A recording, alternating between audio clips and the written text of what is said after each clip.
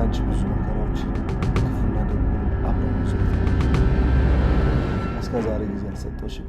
ዛሬ ግን ከልጅሽ አባት ጋር ቆንጆ ጊዜ እንድታሳልፊ ብዬ እነሆ እዚህ ቦታ ድረስ ጋብዤሻለሁ። ናኦሚ ውጭ ራት ልጋብዝሽ ስትለኝ እንዴት ደስ እንዳለኝ። ከአንተ ጋር እንደዚህ አይነት ጊዜ ካሳለፍኩኝ እኮ በጣም ቆየሁ። በጣም ይቅርታ የኔ ፍቅር። እውነት ነው ከሰርጉ በኋላ ምንም አይነት ጊዜን አልሰጠሁሽም። ሌላው ቢቀር እንኳን እንደ ሌሎቹ ቆንጆ የጫጉላ ጊዜ አልነበረንም። አባዬ እማዬ ወደምትኖርበት ቦታ ልሄድ ነው። ከአዲስ አበባ ብዙም ስለማይርቅ እኔ እየሄድኩኝ አየዋለሁ። ወይዘሮ ገነት ግን አባትሽን ይቅርታ አሉት እንዴ? ማለቴ ያቱ ተሰማ በደል ትንሽ ከበድ ያለ ነው ብዬ ነው። ምንም ቢሆን አካሉ አይደለም ቂም ትይዝበታለሽ ብላ አስባ ነው። እሱማ ልክ ነሽ። መቼም በባልና ሚስት መካከል ምንም አይነት ቂም የሚባል ነገር መኖር የለበትም። ያ ማለት ደግሞ በእኔና በአንቺ መካከል ቂም የሚባል ነገር በህይወታችን ሊኖር አይገባም ማለት ነው። እኔም ታውቃለህ አሁንም ማስበው አንድ ነገር ብቻ ነው። እኔና አንቺ ልጃችንን ይዘን የሆነ ራቅ ያለ ቦታ ጥፍት ብለን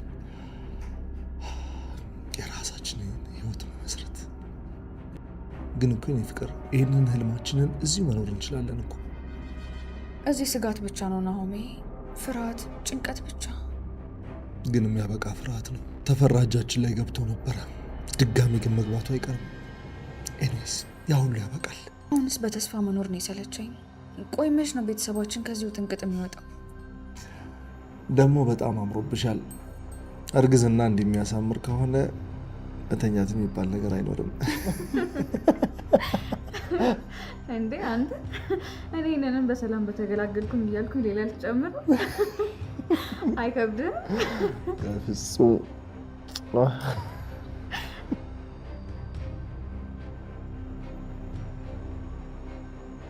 በሰዎች ነፍስ ስቃይና መከራ አትርፎ ያለ ስሙ ስም ተሰጥቶት መልካም ተብሎ የሚጠራው ተፈራ እውነተኛ ማንነቱ የሚወጣበት ጊዜ ላይ እየተቃረበ ያለ ይመስላል። በላይኩን ቤተሰቦች እጅጉን የተፈተነው ተፈራ አሁን ደግሞ ሸሽቶ በተሰወረው ኮማንደር በልሁ ቦታ በተተካችው ፖሊስ ዋጋውን የሚያገኝ ይመስላል። ከዚህ አስቀድሞ ላይኩን ተፈራን መንገድ ላይ ከነጠባቂው በመሳሪያ ታግዞ ይዛቸውና አግተው ይዟቸው ሊሄዱ ሲል ተፈራም ይቀጥልና ላይኩን ህግ ባለበት ሀገር በጠራራ ፀሐይ መሳሪያ ታጥቆ መዞሩ ላንተም ሆነ ለቤተሰብህ ወንጀል እንደሆነ አታውቅም ብሎ ሲጠይቀው ላይኩንም አንተ ራስህ ህግ ባለበት ሀገር መስሎኝ ሰው ስትገድል የህፃናትን አካል ስትሸጥ የነበርከው ብሎ ሲለው ተፈራም ተው ላይኩን አትሳሳት፣ እኔ ተፈራ የብዙ ህፃናት ነፍሶችን እንዳተረፍኩ ህዝብ የሚመሰክርልኝ የተከበርኩ ትልቅ ሰው ነኝ ብሎ ሲለው ላይኩንም ከነሲምባ ጋር ተባብሮ በመሳሪያው ወደሚፈልጉት ቦታ ይዟቸው ይሄዳሉ። ይቀጥሉናም አሁን እጃችን ውስጥ ገብተሃል፣ ሰማኛለህ፣ አሁኑኑ አምራንን የቀረጽካትን ቪዲዮ ታጠፋዋለህ ብሎ ሲለው ተፈራ የዛ ቪዲዮ ጉዳይማ እኮ አለቀለት መቼም አይጠፋም ብሎ ሲላቸው ነው አሁን በንዴት ሰማኛለህ፣ እገልሃለሁ፣ የምንልህን ነገር የማታደርግ ከሆነ ከዚህ ክፍል በሰላም ልትወጣ የምትችል እንዳይመስልህ ብሎ ሲያስፈራራው ተፈራም ተረጋጋ አንተ ቡችላ፣ ይህንን ቀን አስታውስ እሺ፣ መቼም እንዳትረሳው፣ በህይወትህ ማትረሳው የምትጸጸትበት ቀን ነው ማደርግብህ ብሎ ሲለው ናሆምም አንተ ራስህ ይቺን ቀን አስታውሳት፣ ለሰራኸው ወንጀል በሙሉ የምትጠየቅበት ቀን ደርሷል፣ ወንጀልህን በአደባባይ ተናዘህ ለህዝቡ ይፋ ታደርጋለህ ብሎ እያለው ባለበት የላይኩን ስልክ ይጠራል። እንዳነሳውም አቶ ተፈራን በፍጥነት ልቀቀው፣ ያለበለዚያ ግን ተሰማን በህይወት አታገኙት የሚል ማስፈራሪያ ሲደርሰውም ላይኩን አታስብ እኔ ለቀዋለሁ፣ ተሰማን ግን በጭራሽ እንዳትጎዱት ብሎ እያለ ባለበት ስልኩ ይዘጋል። ተፈራም ይቀጥልና በቃ ለዚች ነበር እንደዛ ስትፍጨረጨሩ የነበራችሁት፣ እስካሁን ብቻ ባልገደሉት ብላችሁ ጸልዩ፣ ትንሹ ቡችላ አንተ ስለኔ አቅም ምንም የገባህ አልመሰለኝ፣ በሉ አሁን ግደሉኝ፣ እመኑኝ፣ ከእንግዲህ በኋላ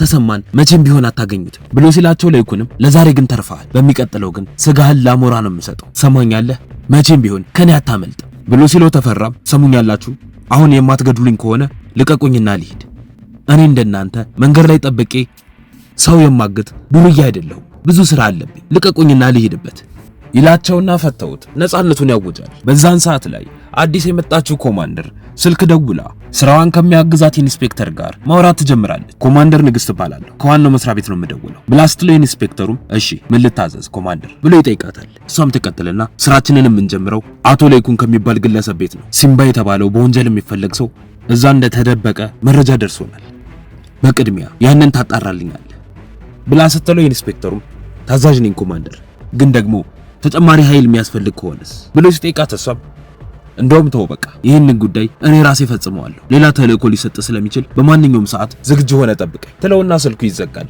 እንዳለችው በቀጥታ ወደ እነ ለይኩን ቤት ትሄድና የፍርድ ቤት ማዘዣዋን አሳይታ ቤቱን ሙሉ ለሙሉ መፈተሽ ትጀምራለች። ምንም አይነት ሰው ስላላገኘችም ተመልሳ ወደ ታች ትወርድና ከዝናሽና ከኑሐሚን ጋር ማውራት ትጀምራለች። ዝኑም ትቀጥልና ሲጀመርም እኮ እዚህ ቤት ውስጥ ምንም አይነት ወንጀለኛ እንደሌለ ነግሬሽ ነበር ብላ ስትላት ኮማንደሯም ሲምባ ስለሚባለው ወንጀለኛ እያንዳንዱ መረጃ አለኝ። ቆይ ለምን ይመስልሻል አንቺን በስምሽ የጠራውሽ? ስለ ለይኩን፣ ስለ ልጅሽ ዳግም፣ ስለ ሁላችሁም ወንጀለኛውን ለመደበቅ እያደረጋችሁ ስላላችሁ ጥረት በሙሉ አውቃለሁ ብላ ስትላት ዝናሽም ሲምባ ወንጀለኛ እንዳልሆነ ብቻ ነው መረጃ የሌላችሁ። ትልቅ ወንጀለኛ እኮ ኮማንደር በልሁ ነው፣ የልጁን ፍቅረኛ ያስገደለው እራሱ ነው ብላ ስትላት ኮማንደሯም በእርግጥ ኮማንደር በልሁ በሙስና የተጨማለቀ እንዲሁም ስልጣኑን ያላግባብነት ተጠቀመ በደንብ አውቃለሁ፣ እሱ ላይም ክትትል እያደረግንበት ነው ያለነው ብላ ስትላት ዝናሽም አረ በጣም ጥሩ ነው፣ ስለዚህ ከተማውን እያሸበረ ስላለው ስለ አቶ ተፈራን በደንብ ታውቃላችሁ ማለት ነው ብላ ስትጠይቃት ኮማንደሯም ቆይ ደግሞ አቶ ተፈራን ከናንተ ጋር ምን አገናኝ ብላ በድጋሚ ስትጠይቃት ኑሐሚን በመሃል ተገባና ይቅርታ ለዛሬ ግን እዚህ ጋር ቢበቃን ይሻላል፣ ያው ወንጀለኛ እንደሌላ አረጋግጥሻል አይደለ፣ ስለዛ አሁን ወደ የሥራችን ብንሄድ ነው የሚሻለው ትላትና ኮማንደሯን ከቤት ታስወጣታለች።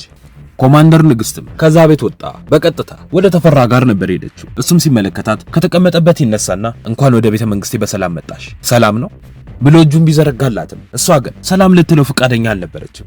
እሱም ይቀጥልና ሲመስለኝ ከኔ ጋር በደንብ ለመተዋወቅ አልፈለግሽም ብሎ ሲጠይቃት እሷም ይሄ ምንድነው? እኔ ጋር ለምንድነው ገንዘብ የላከው? መደለያ መሆኑ ነው? ትሰማኛለህ? እኔ ኮማንደር ንግስት ነኝ፣ አላወከኝም ማለት ነው ብላ ስታስፈራራው እሱም በትንሹም ቢሆን ስላንቺ ያውቃለሁ፣ ያው ብዙም ባይሆን ማለቴ ነው ብሎ ሲላት እሷም ትሰማኛለህ? እኔ እናንተ ከዚህ በኋላ የምንገናኘው አንተ በወንጀል ተይዘህ እጅህ ላይ ካቴና ሳጠልቅልህ ብቻ ነው። በነገራችን ላይ ወደ አንተ ከመምጣቴ በፊት የቀድሞውን ኮማንደር በልሁን እጁ ላይ ካቴና አጥልቀውለት ይዘውልኝ መጥተዋል፣ ያው አልሰማህም ብዬ ነው ብላ ስትለው ተፈራም በእውነት በጣም ጎበዝ ነሽ፣ ለዚህ ፍጥነትሽ ትልቅ ሽልማት ይገባሻል፣ ኮማንደር በልሁ እኮ ስልጣኑን ተጠቅሞ የስንት ሰው ህይወት ነው ያበላሸው ብሎ ሲጠይቃት እሷም ሊሆን ይችላል፣ ግን ደግሞ ጥያቄ ስጠይቀው ደጋግሞ የሚጠራው ያንተን ስም ብቻ ነው፣ ቤተሰቡን የሚመራውና ብዙ ገንዘብ የሚያገኘው በአንተ ስራዎች እንደሆነ ነግሮኛል፣ ለመሆኑ ገንዘብ የምትልክለት የነበረው ለምንድን ነው ብላ ስትጠይቀው እሱም የውሸት ምክንያቱን ደርድሮ ሊያሳምናት መሞከር ይጀምራል። ነገር ግን እሷ ልታምነው ፈጽሞ ፈቃደኛ አልነበረችም። እውነት ለመናገር እኔ በትንሹም ቢሆን ማስረጃዬን አግኝቻለሁ፣ ገና የበልሁን ወንበር ሳሊዝ ነበር ካንተ መደለያው የደረሰኝ። ለማንኛውም መንግስት የሚከፍለን ደሞዝ ስላለ በሱ መጠቀም እችላለሁ፣ ገንዘብህን ውሰድ ብላ ስትለው ተፈራም መንግስት የሚከፍላችሁ ደሞዝ እኮ የኛን ጫማ ማስጠረጊያ እንኳን አይሆንም ብሎ ሲላት እሷም አቶ ተፈራ የምትናገርበትን መንገድ እያሰብክ ቢሆን ጥሩ ነው፣ እመኔ በቅርቡ ሁሉንም ነገር አጋልጬ ለፍርድ አቀርብሃለሁ። እኔ ያንን ማድረግ ካልቻልኩ ኮማንደር ንግስት አይደለሁ ብላ ትለውና ጥላው ትወጣለች። ከዚህም በኋላ ነው ለይኩን በገዛ ፍቃዱ ወደ እሷ ቢሮ ሄዶ ስለተፈራ አንዳንድ መረጃዎችን መስጠት የጀመረው። በቀጣይ ምን የሚፈጠር ይመስላችኋል? ሐሳብ እንዲሁም አስተያየታችሁን ኮመንት ላይ ጻፉልን።